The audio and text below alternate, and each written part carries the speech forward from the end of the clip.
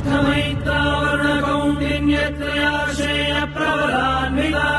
वसिष्ठगोत्रोद्भवस्य अखिलाण्डकोटिब्रह्माण्डनायकस्य श्रीसच्चिदानन्दस्वरूपस्य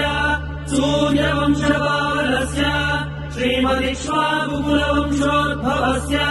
श्रीरघुमहाराजवर्मणः प्रपौत्राय अजमहाराजवर्मणः पौत्राय दशरथमहाराजवर्मणः पुत्राय चक्रवर्ति सार्वभौमाय श्रीमहाविष्णु अवतारभूताय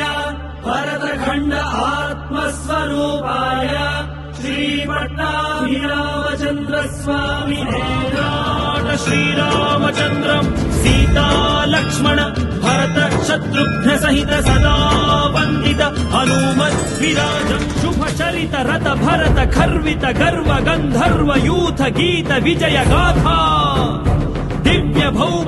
भौमायोध्याधिदैवत सिंहासनाधिरूढा धार्मिक राजवंश सर्वजन सम्मानिता